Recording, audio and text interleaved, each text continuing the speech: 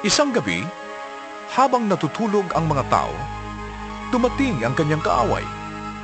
Naghasik ng masasamang damo sa triguhan at saka umalis.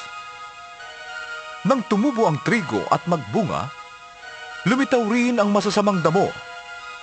Kaya't pumunta ang mga utusan sa may-ari ng bukid at nagtanong, "Hindi po ba mabuting binhi lamang ang inihasik ninyo sa inyong bukid? Bakit po may damo ngayon?" Sumagot siya, "Isang kaaway ang may kagagawa nito." Tinanong siya ng mga utusan, "Bubunutin po ba namin ang mga damo?" "Huwag," ang sagot niya. "Baka mabunot pati trigo. Hayaan na lamang ninyong lumago kapwa ang damo at ang trigo hanggang sa anihan. Pag-aani sasabihin ko sa mga tagapag-ani, tipunin muna ninyo ang mga damo at inyong pagbigkis-bigkisin at sunugin. Pagkatapos, tipunin naman ninyo ang trigo sa aking kamalig." Ito pa ang isang talinghagang isinalaysay ni Jesus sa kanila.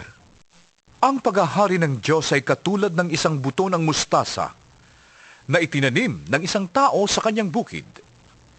Ang buto ng mustasa ay pinakamaliit sa lahat ng binhi.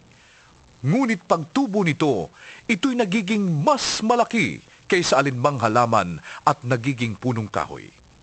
Kaya't nakakapagpugad ang mga ibon sa mga sanga nito. Nagsalaysay pa siya ng ibang talinghaga. Ang paghahari ng Diyos ay katulad ng pampaalsa na inihalo ng isang babae sa 3 takal na harina, kaya't umalsa ang buong masa.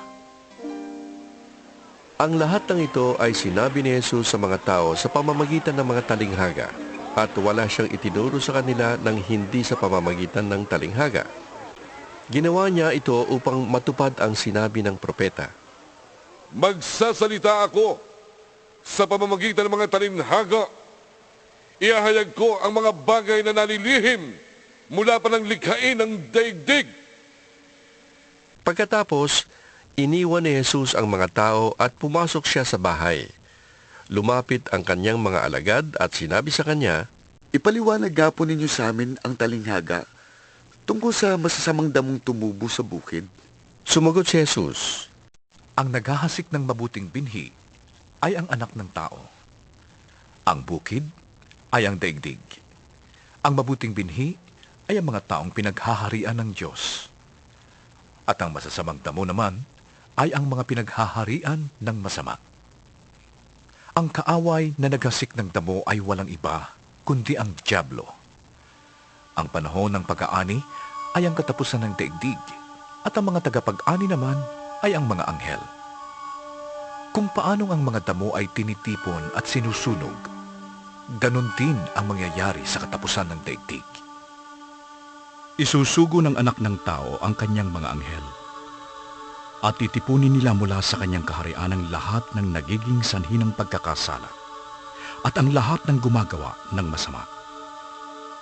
Iahagis nila ang mga ito sa lumalagablab na pugon, at doon ay mananangis sila at magngangalit ang kanilang mga ngipin. Ngunit ang mga matuwid naman ay magliliwanag na parang araw sa kaharian ng kanilang Ama. Ang may pandinig ay makinig. Ang paghahari ng Diyos ay katulad ng kayamanang nakabaon sa isang bukid. Nahukay ito ng isang tao, subalit agad tinabunan. Tuwang-tuwa siyang umalis at ipinagbili ang lahat ng kanyang ari-arian upang bilhin ang bukid na yon. Ang paghahari ng Diyos ay katulad din ng isang negosyante na naghahanap ng mga mamahaling perlas. Nang makakita siya ng isang perlas na napakahalaga, umuwi siya at ipinagbili ang lahat niyang ari-arian at binili ang perlas na yon. Ang paghahari ng Diyos ay katulad din ng isang malaking lambat na inihagi sa lawa at nakahuli ng sari-saring isda. Nang mapuno ang lambat ay hinila ito sa pampang. Naupo ang mga tao at pinagbukod-bukod ang mga isda. Tinipon nila sa mga sisidlan ang mabubuting isda at itinapon ang mga isdang hindi pakikinabangan. Gayon din ang mangyayari sa katapusan ng daigdig. Darating ang mga anghel, Ihihiwalay ang masasama sa mga matuwid at ihahagis ang masasama sa naglalagablab na apoy. Dooy mananangis sila at magngangalit ang kanilang mga ngipin. Nauunawaan na ba ninyo ang lahat ng ito? Tanong ni Jesus. Opo. Sagot nila. At sinabi niya sa kanila, Kaya nga, ang bawat tagapagturo ng kautusan na kumikilala ng paghahari ng Diyos ay katulad ng isang puno ng sambayan na naglalabas ng mga bagay na bago at luma mula sa kanyang taguan ng kayamanan. umalis si Jesus sa pook na yon matapos niyang isalaysay ang mga talinghagang ito. Umuwi siya sa kanyang bayan at nagturo sa kanilang sinagoga.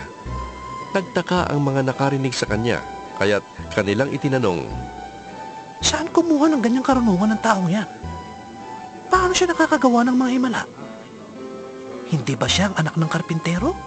Hindi ba si Maria ang kanyang ina at sina Santiago, Jose, Simon at Judas ang kanyang mga kapatid? At taga rito rin ang kanyang mga kapatid na babae, hindi ba?